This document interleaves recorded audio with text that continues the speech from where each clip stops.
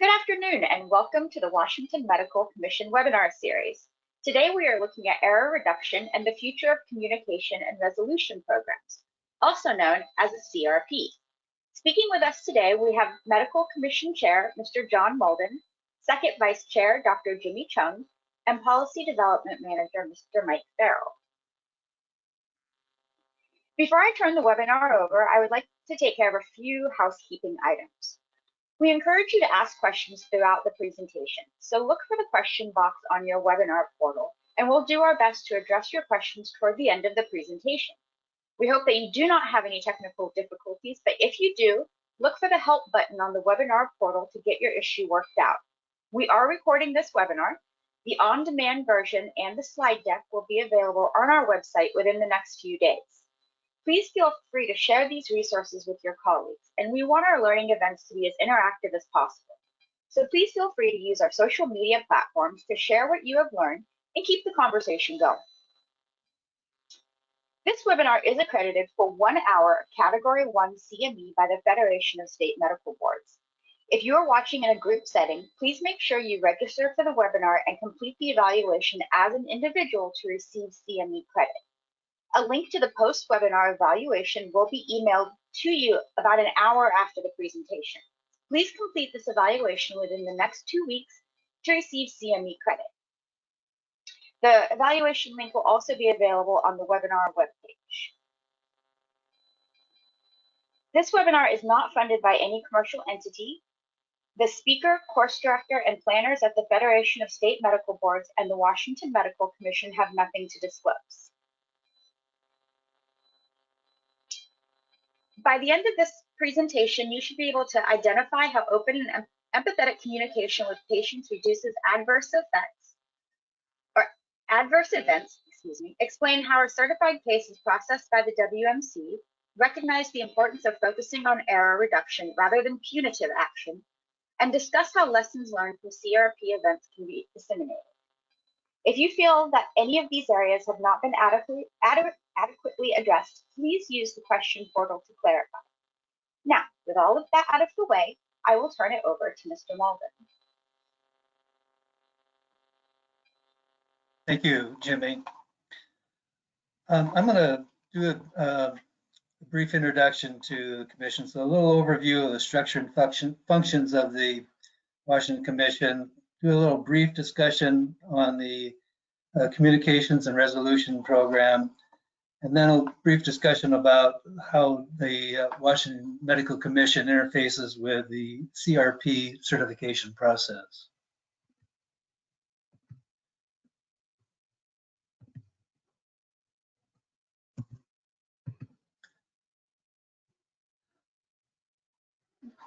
So the Commission is made up of staff who do the really hard work and 21 governor-appointed commissioners. So I thought it was important to kind of give a quick overview of how the Commission works and how it is put together. So the administrative function is managed by an executive director and supporting staff. The 4 key departments within the Commission are licensing. Licensing processes applications, reviews applicants' applications to assure that applicants meet the Washington State practice standards by review of the licensee's education, training, past employment, and life experiences. Investigations gather information based on patient complaints of care. Investigations interview the licensees involved in the complaint process, obtain medical records, interview witnesses, and gather any other information that's relative to the patient complaint. Legal staff prepares all of the legal documents for disciplinary actions against licensees and oftentimes negotiate sanctioned terms with licensees opposing counsel. Compliance staff, when a licensee's care rises to the level of corrective action, the compliance department assists licensees in fulfilling the requirements of their sanctions.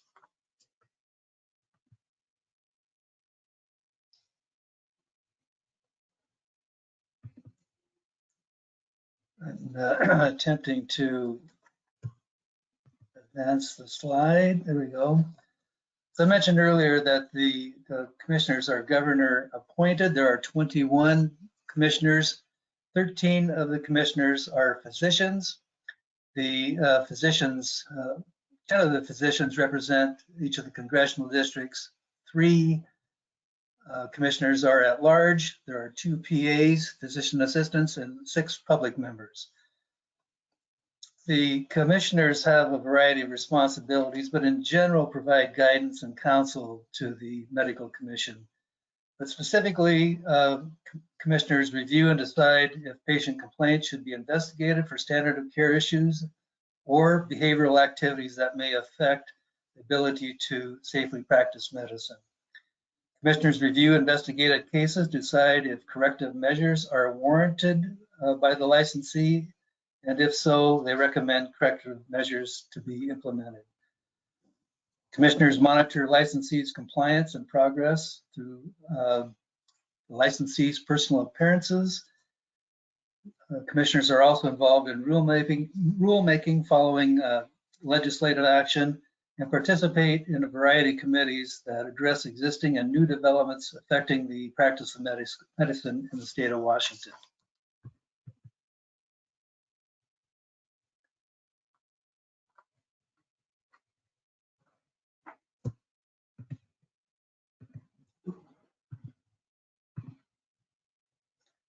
Sorry.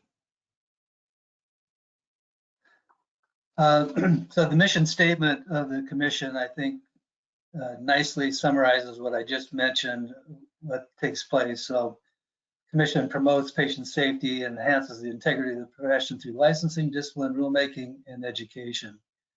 Of course, the vision of the commission is advancing, I should say, optimal level of medical care for the people of the state of Washington.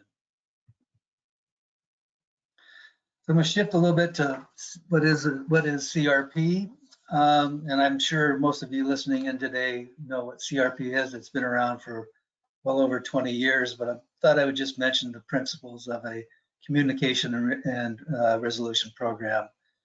Obviously, it's an outcome of an unanticipated medical event.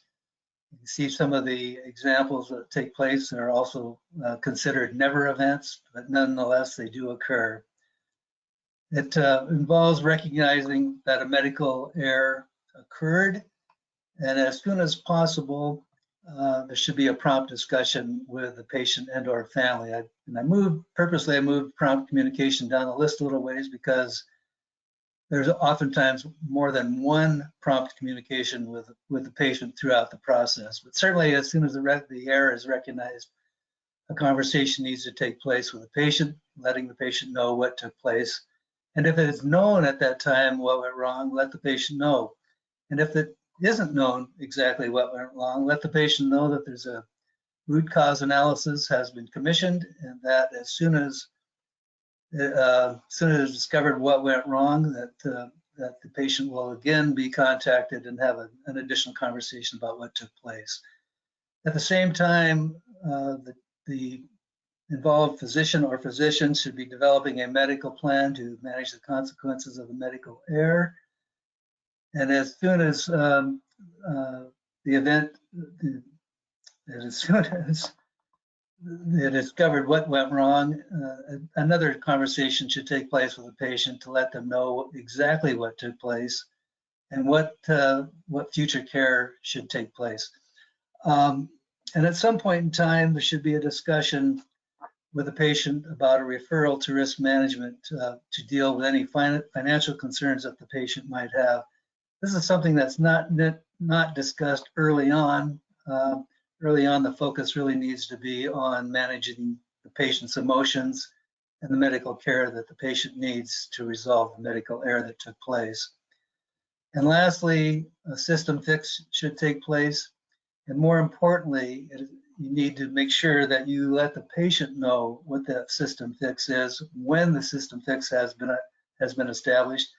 Because oftentimes patients want to know what took place, what did you do to fix it, and providing some assurances that the same error won't occur to another patient.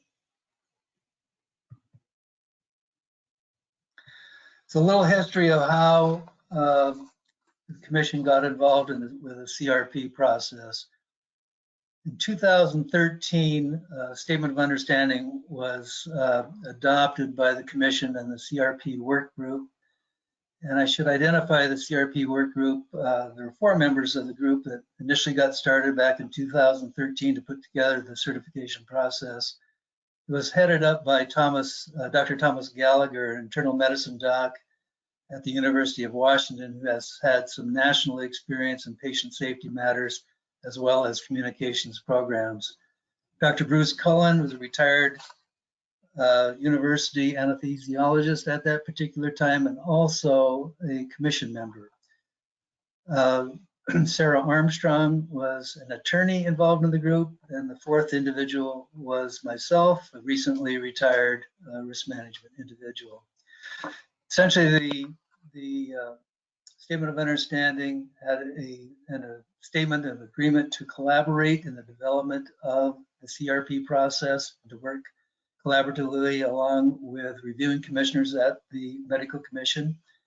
There was a strong statement of support for the CR process, recognizing that the process provided for a very strong patient safety component.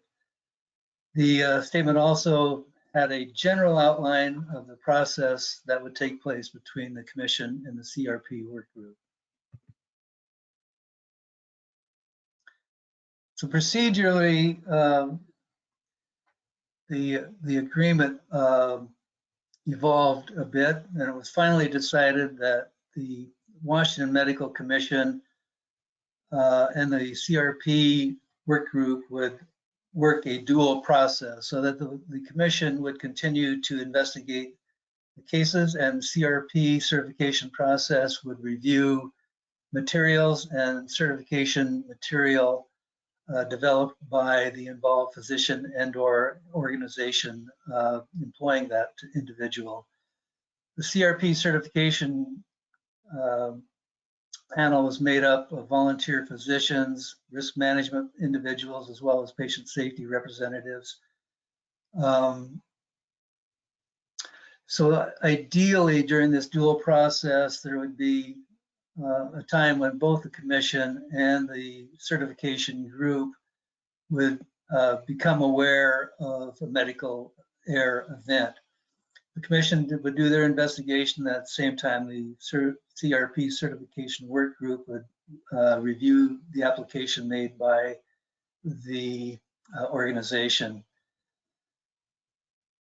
Once the investigation, the CRP certification material was put together, the reviewing Commission member would review the material, present all of the material to a Commission panel with a complete review of, again, all of the material provided by both parties, with a case disposition determined.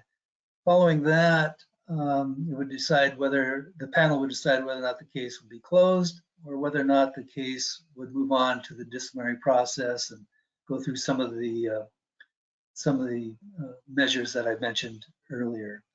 So that was basically what took place historically, and how we got to this point of working together and hoping that all of this work would move forward with a very strong patient safety component for the members of the public of the state of Washington.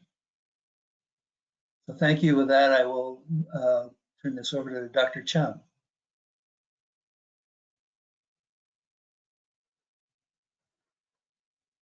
Great, thank you, Mr. Malden.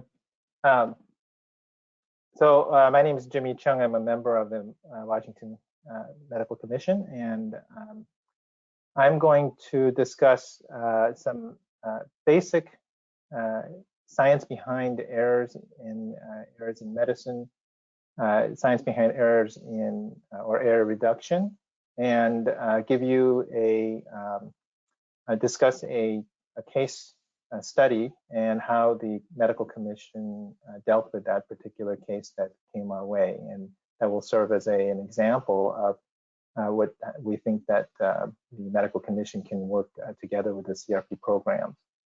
So just to give you a little bit of background in healthcare, medical errors in healthcare, I think most people are aware that if we were to count medical errors as one of the major causes of death, it would be basically the third highest cause of death in the United States. And we're talking about errors that are preventable and that have been attributed to errors that have occurred due to provider actions that were taken by a provider to the patient. And so it's a very striking statistic, and really, it really asks a lot more questions than gives answers, and makes us wonder, well, nobody really wants to cause an error. None of us physicians or caregivers want to go to work, every day thinking that they're going to cause errors. So where are they occurring? And in order for us to understand that, it helps to take a little bit of a step back and get a bigger picture behind errors in general. This is also something that was published a few years back that compared healthcare to various other activities. And the data would show that it's right there with mountain climbing and bungee jumping in terms of danger to the public, where we really wanted to be in the ultra safe area, such as airlines and nuclear power, which most of us might think are actually more dangerous than going to a hospital. But it turns out that getting into a hospital has almost a 1% risk of an unexpected event. So there's obviously a lot behind the science of error reduction, and we're just going to talk a little bit about three components of how we can think about error reduction and some of the terminology that we can use to come to a better understanding. The first is high reliability, and most of you are familiar with the term highly reliable organizations that use the principles behind the science of high reliability. Process improvement tools such as Six Sigma, and the idea of a just culture, which is becoming much more acceptable now in the healthcare industry. High reliability presents 5 principles to an organization to really change the culture and put into place some tools that is always thinking about how we can make things better and towards safety. These principles include sensitivity to operations, meaning that those who are involved are very aware of what it takes to for the organization to operate, what the different parts are and different stakeholders and operators. Preoccupation with failure, always being aware that there is failure that could occur at any step, and always looking for it and bringing it out into the open and celebrating them. Reluctance to simplify means that don't assume that every error has a simple solution. Like if one person or one physician makes a mistake, it's not as simple as just one person making a mistake. There's a lot more complexity behind where that error came from. A commitment to resilience, meaning that just because you've solved one issue doesn't mean that it's going to go away, that you need to continue to look for opportunities to reduce errors and to share what you have learned and continue the work that you've done to make sure that it is sustainable and continue to be practiced. Deference to expertise refers to the idea that you need to throw away everything you know about hierarchy and rank, that the person or the people who are most have the most expertise in a particular area might not necessarily be the highest ranking people, and so those people are the ones that you have to listen to. So for example, if you're concerned about how to fix slippery floors. The ones with the most expertise are most likely going to be your housekeeping staff or the custodians who may themselves feel like they're not really in a position of power, but those are the experts that we have to listen to solve those problems. Six Sigma is a process improvement technique to improve the quality of output of a process by identifying and removing the causes of defects and minimizing variability. And I think many of you are familiar with the science behind Six Sigma. Basically, it's a statistical analysis that is centered around a normal distribution curve, and that at 6 sigma or 6 standard deviations, your error rate would be about 3.5 defects per million observations. So that may seem like it's too much. Most of us probably live in the world of 3 to 4 sigma, where we say, well, we're 99% sure or 99% safe, and think that that is adequate. But in real life, having just 99% of accuracy would result in these types of mistakes. Basically, every hour we would lose 20,000 pieces of mail. We'd be making 5,000 mistakes per week in surgery, and then so forth, where when you want to reach toward or strive toward a 6 sigma state, it's much closer to where we want to be.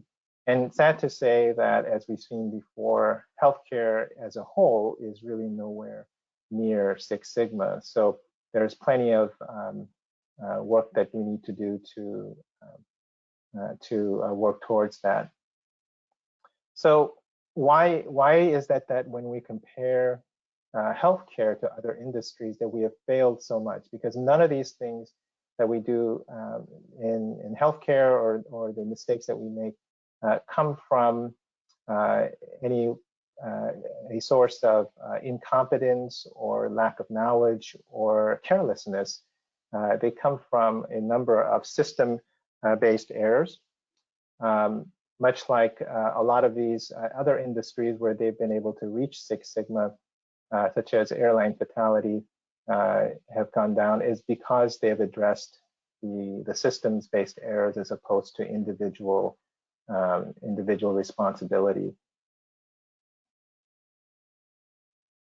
And so that leads us to the discussion of just culture. So the just culture model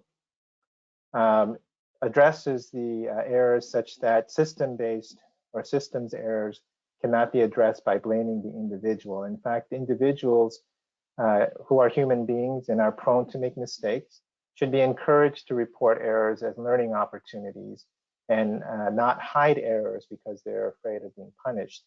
In fact, errors should be celebrated and the lessons learned made much more transparent. So we recommend that all errors should undergo a root cause analysis, and tools such as failure mode effects analyses should be used to anticipate errors in processes, especially in healthcare. Continuous process improvement like the MAKE or other tools could be used in the spirit of 6 Sigma, and the concept of crew resource management, which refers to back in the old days where the airline crew were given the empowerment to speak up if they thought that something was going wrong, so that the power differential within a cockpit would be overcome by those who really had the power to pull the brakes and speak up. And so these are concepts of just culture that we feel are important in healthcare. So given that very brief background in medical errors and error reduction tools, what is the role of the Washington Medical Commission in reduction of medical errors?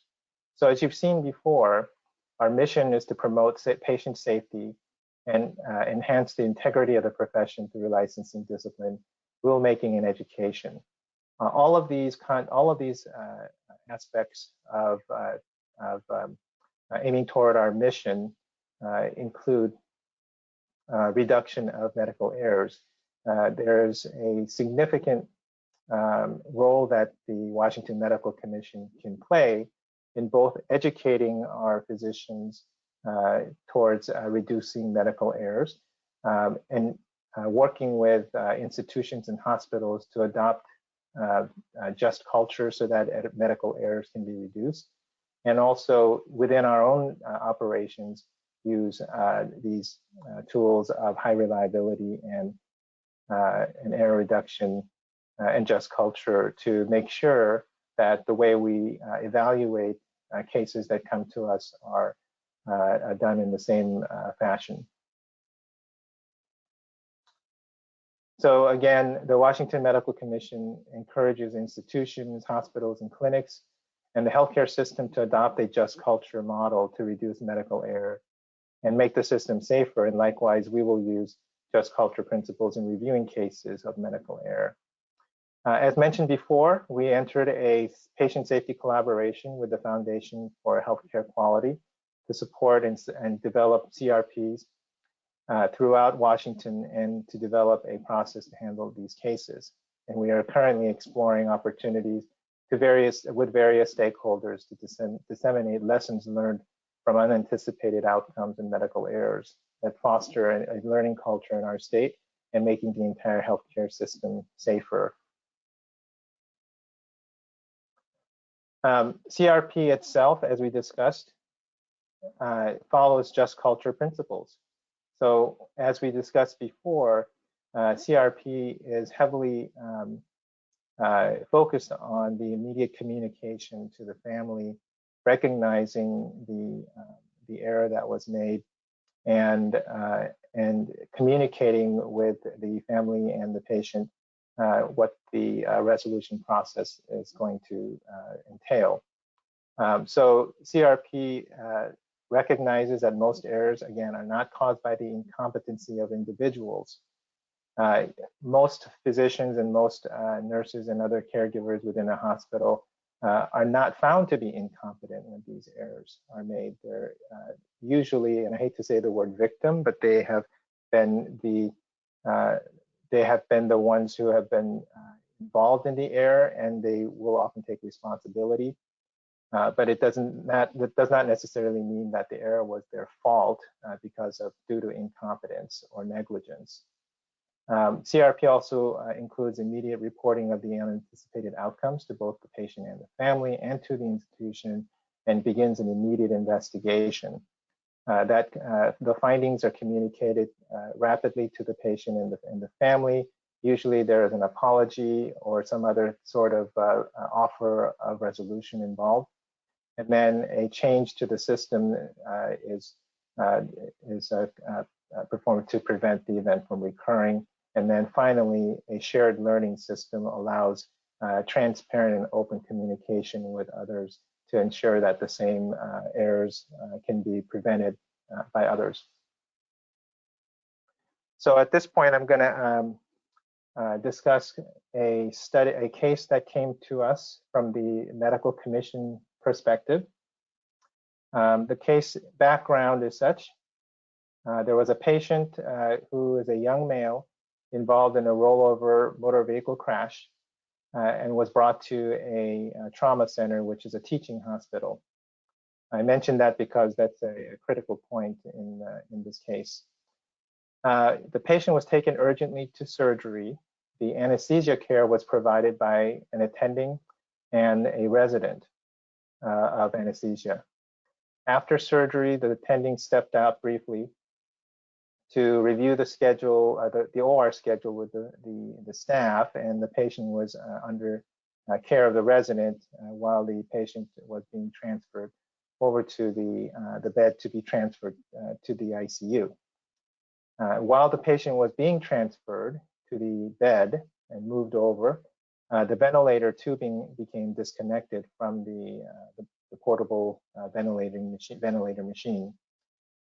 When the attending returned to the room, the patient was found to be hypoxic and bradycardic. The disconnected tubing was recognized. The patient was quickly resuscitated and taken to the ICU. But eventually, the patient expired a few days later due to brain death.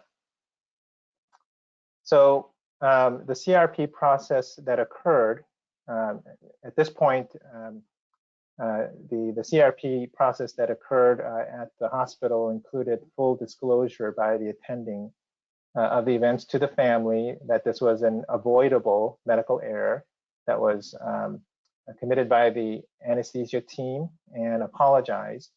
The attending actually also accepted responsibility for the events and then continued to update the family over the following days until the patient's death. There's a difference here, as I pointed out before, between accepting responsibility for the events and the error versus pointing fingers or blaming somebody or saying that something was a person's fault. The hospital performed a root cause analysis and an internal investigation and identified this as a systems error. The hospital then took the following steps. They invoked education and training for residents in transporting ventilated patients. They they changed the culture or discussed the culture so that the residents were empowered to ask for help if needed. This was recognized because some of the residents may have felt that they didn't have the right to ask for help, or that the culture did not allow them to show the need for help if needed. So that was enforced or reinforced. A safe handoff and transfer checklist was then created by the resident who was actually involved as a response to this error that occurred. The CRP process that the hospital took did not include any individual corrective action, which was consistent with just culture. And then the hospital submitted the case for CRP certification by the certification body, which is the Foundation for Healthcare Quality.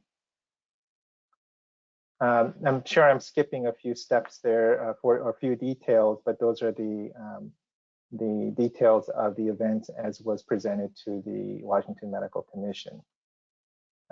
While this was occurring, or after this occurred, independently, the Washington Medical Commission was made aware of the case through a complaint process, which is the usual way that we get cases sent to us. During that investigation, or during our investigation, the CRP certification that the hospital had obtained was also provided to the Washington Medical Commission. So just to clarify, the complaint that was, or the case that was brought to the Washington Medical Commission through the complaint process was for the attending physician, because as mentioned before, we have jurisdiction over individual physicians. And as part of that investigation, the CRP certification for the institution was provided to us. The assigned commissioner who reviewed the case initially presented the case to the Washington Medical Commission without disclosing the presence of the certification, but he did discuss the actions that were taken as potential mitigating factors when reviewing the case. So the Washington Medical Commission, after reviewing the facts of the case, also agreed that this was caused by a systems error. And in addition, based on the efforts made by both the hospital and the individual to correct the causes of error, the case was closed, as opposed to the case being considered for further action or disciplinary action. And this was an example of the CRP process resulting in a productive action using just culture practices in that environment, which the Washington Medical Commission continues to encourage other institutions to establish. So I'm going to pause there and then hand it over to Mr. Farrell, who will explain the certification process and maybe clarify some of the actions that I just described in the case. Good afternoon, everyone. My name is Michael Farrell. I'm the Policy Development Manager for the Commission, and I've been working on this project with the Commission to reduce medical error since the inception of the project back in about 2013. Dr. Chung just detailed an actual case that came before the Commission that was certified. I'm going to talk about some principles that the Commission will apply in every certified case. Even if a CRP is ongoing or a certification has been applied for, the Commission can still receive a complaint, as it did in Dr. Chung's case. And this complaint can come from the patient who's not satisfied with the CRP process, or from a family member, or it can come from a medical malpractice report. Any payment of over $20,000 is required to be reported to the Commission. When the Commission receives a complaint or report, it will undergo its normal investigative process. That is, the investigator will collect the relevant records, talk to the relevant people, and put together an investigative report. When the investigator, during the investigation, learns about a CRP process is ongoing or certification has been applied for, the investigator will document this in the investigative file. And how they learn about this? Well, typically it's the physician, him or herself, who tells the investigator. The physician wants the Commission to know what kind of remedial measures the physician has taken and how transparent they've been with the patient, and how they've been participating in the root cause analysis and fixing the system. So the investigator will document this in the file. This is important information for the physician to have, and it benefits both the physician and the Commission when that information is passed on. If the case is certified, the organization sends that report to the Commission will review the report and any documents supplied and the whole investigation, and then decide whether discipline is necessary. Dr. Chung mentioned in that first case that the case was presented to the Commission without informing the Commission that the case was certified. The Commission has made it clear since then that that Commission member who presents the case will always inform the panel that the case was certified by the Foundation. So that will always be made part of the decision-making process of the panel. When the Commission hears this case, then they can decide to close the case based on the remedial action and the fact that all the patient safety issues have been adequately addressed. And this would be true in any case, not just certified cases, but the Commission always wants to know if any remedial action has been taken and if there are any lingering patient safety issues. But a certification report provides to the Commission is independent verification that patient safety issues have been addressed and that the CRP process by the institution has been well done.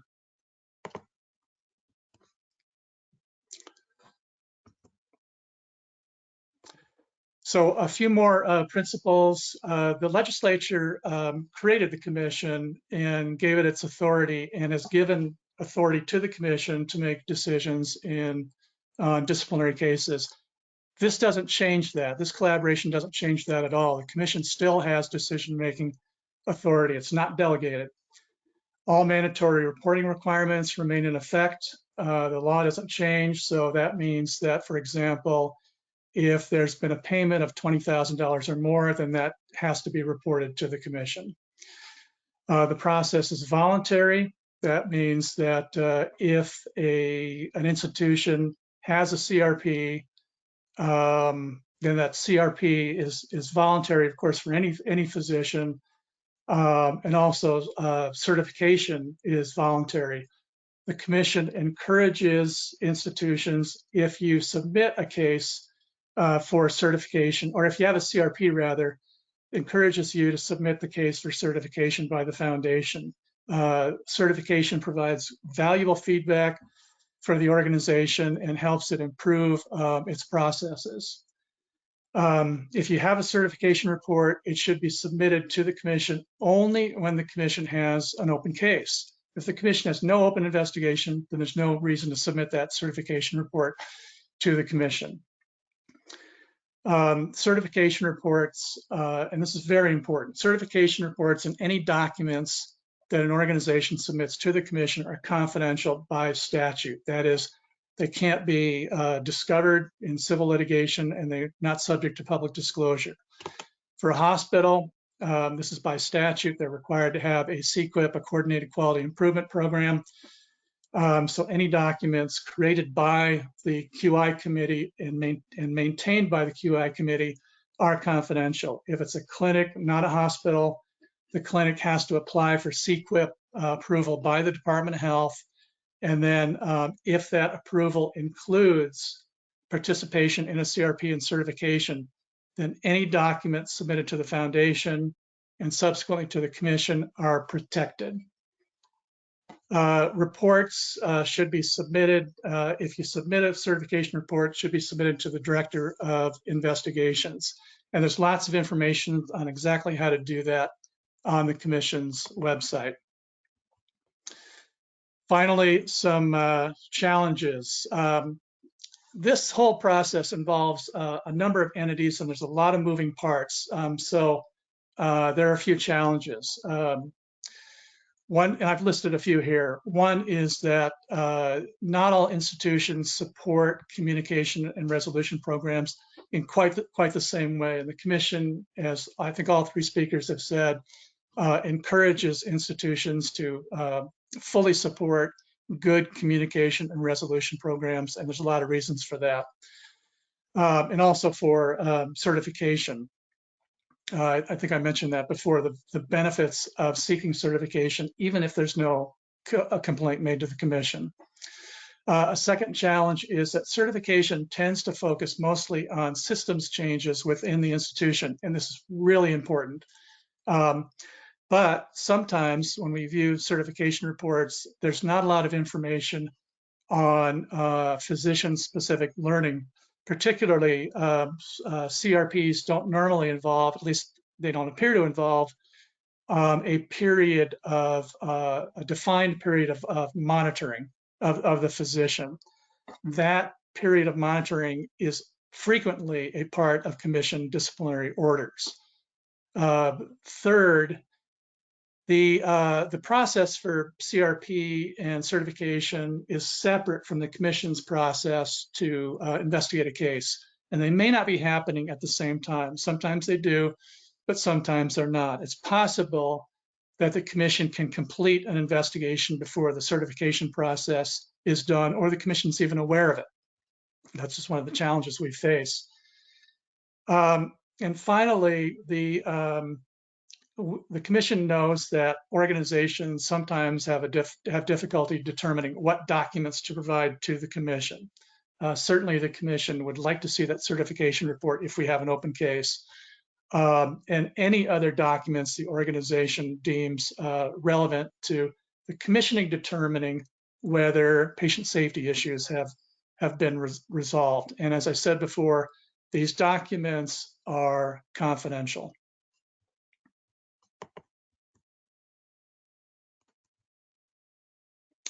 Oh, that was my last slide. I want to make one more point about COVID and the pandemic. The Commission has received a few complaints alleging that physicians have failed to take the proper precautions. And the Commission's philosophy on this is to guide physicians and help physicians comply with the governor's mandate and practice safe medicine. The Commission understands that the pandemic has presented unique challenges for everybody involved in the healthcare system. And the Commission knows that in the future, it may receive complaints from patients with COVID, and these may undergo a communication resolution program. So the Commission wants to assure all of you that it will take a very thoughtful approach to these types of cases. And with that, I'm going to turn this back to Dr. Chung to give some final thoughts about the future. Thank you. Well, I think rather than just saying the future of CRPs, I'm just going to quickly outline the future of the CRPs and how the Washington Medical Commission plans or wishes to proceed in the future. So, as with most organizations, that was a double click, sorry. So, most states and most organizations recognize the value of CRP, and we continue to support and assist where we can and collaborate where we can to continue the spread of CRP practices and programs throughout our state. We also participate at the national level as well through various channels to continue to spread the word and try to share what we've learned with our engagement with the CRP processes. I think for a lot of organizations, it might seem a little unusual that a medical commission that deals primarily with physicians and licensing be involved in error reduction efforts by hospitals and other institutions, but clearly, as you saw here, that there's a lot of room for collaboration and mutual support. On that, we'll continue to endorse the CRP process and development of CRP programs through our focus to reduce medical errors. And I hope that having listened to our previous conversation, you understand why the Washington Medical Commission is interested in helping others reduce medical errors. The Washington Medical Commission continues to advocate for ongoing improvement and increased adoption of the certification program that Mr. Farrell just described to you. The Washington Medical Commission will continue to maintain its mission and mandate from the legislature, and continue to be open to regular dialogue with the foundation and other stakeholders throughout the state of Washington to continue to work together. We would also caution or just point out that we are being cautious in making sure that we maintain an independent relationship. We have no jurisdiction over facilities, and we are not in a position to really tell anybody that they need to use the certification program or put in a CRP program. And we need to make sure that we avoid any perceived conflict of interest, such that if we are helping a particular organization more than another, or helping certain physicians more than another, that we may be seen as impartial, and we will continue to maintain that transparency. And also, as I mentioned, we'll continue to advocate for the CRP programs at the national level. I'm certain that CRP programs or such similar programs are going to continue to be adopted and grow throughout over the next many years, and that we want to ensure that the state of Washington is a leader in the development of these programs, and we want to help our state and our organizations to do so. So I think that with that, I'll end my portion as well, and move to questions. Thank you very much. I hope everyone will join me in a virtual round of applause. Thank you very much for this presentation. So at this time, please use the question box to ask your questions. And while we're waiting for those questions to come in, we do have a question that was submitted earlier. Are there certain types of events that are better suited for CRP and or certification?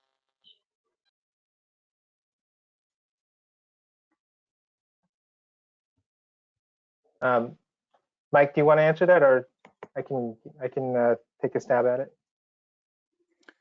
I can Something I think we failed to mention was that CRPs apply or don't apply to reckless behavior, intentional behavior, impairment, boundary issues, sexual misconduct. And I'll pass it on to you, Dr. Chung, to maybe explain the ideal cases that would work for CRP. Well, I think there's a sort of two different questions within that question. One is from a institution standpoint, let's say a hospital or a healthcare provider organization, what are ideal CRP events that could be certified? I don't think there's any particular limit in terms of like what you might at least apply for certification. They may not all get certified. That's my understanding from the having worked with the foundation. But nonetheless, most likely, if you are a hospital, you would probably find that cases where there is where there was an error that occurred not because of a particular person's incompetence or negligence or any of the activities that Mike just mentioned, that it wasn't a criminal action, all of those things, I think where other caregivers can learn from, something that a system can actually work on to fix. All of those cases would be ideal cases. One thing that I might say is that just because you think a case might result in a lawsuit, that does not necessarily make it a bad candidate to get CRP certification. In fact, taking action to do so in some cases have been shown to perhaps prevent lawsuits. Now that I'm sure is an individual case-by-case scenario, but that should not be something that a organization should avoid just because, in the old days, people would say, don't talk about the case, because they might sue us, or don't apologize because they might sue us. Those are some of the old way of thinking that we wouldn't endorse.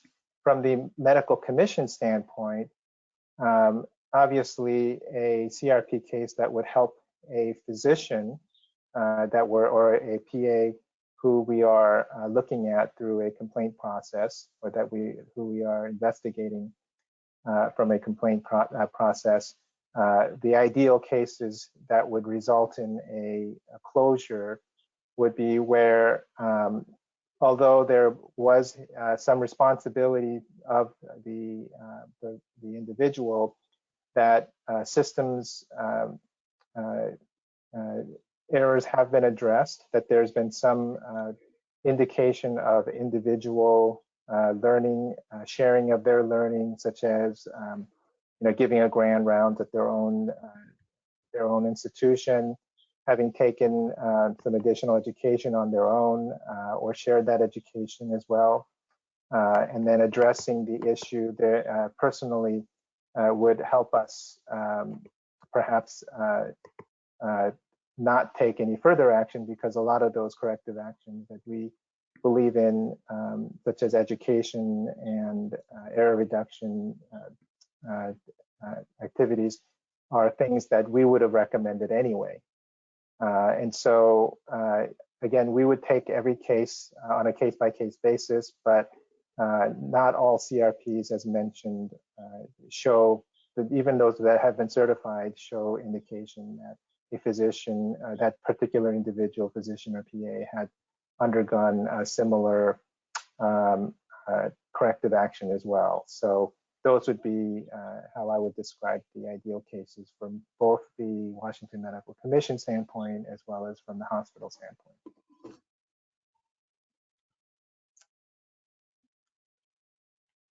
Could you point to a particularly good resource for institutions interested in how to lay groundwork and create a healthy CRP? I think the very last resource listed there is the Collaborative for Accountability Improvement. It's a national organization, I think based in Washington, whose mission it is to help organizations across the country implement strong CRPs. So that and the foundation, which is the next to last resource there. And this slide deck will be available on our website, so you can access these resources if you need to after the presentation. And then our next question is, when you state certification, does this mean third-party certification? And if yes, then who? Okay. I'll answer that. And I'm sorry, we didn't make that clear because we were talking about what the commission does, but in the Foundation for Healthcare Quality is the Patient Safety Coalition, and within that program is the Communication Resolution Certification Program. And there's an event review board there made up of people from across the healthcare spectrum, including patient safety advocates, that is the body that reviews applications for certification. So when an organization has an event and completes a CRP, they can submit their documents to the event review board inside the foundation that will meet and look at the documents and determine whether all the elements are met. And if they are, they certify the case. And if it's not, they don't certify. Either way, they provide feedback to the organization. You did this really well, and you can improve on other things. So it's an independent board within the foundation made up of people, risk managers, attorneys, providers, leaders of healthcare systems, CEOs, and patient safety advocates that look at this and make this decision. So it's independent of the institution, and it's independent of the commission.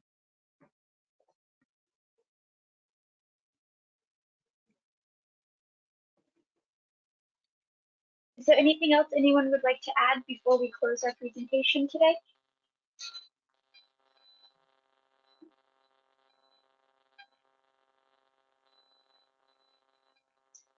So I would just like to thank you all again for presenting this valuable information, and thank you to everyone for participating. The presentation slides and CME evaluation will be available on our website, and please remember to complete the evaluation to receive CME credit. The recording will be posted, and please feel free to pass that along to your colleagues as you see fit. Thank you again, and I would just hope everyone has a wonderful week, and remember to take care of yourselves. Thank you, Jimmy. Thanks, Jimmy. Thank you, Jimmy. Thank you all.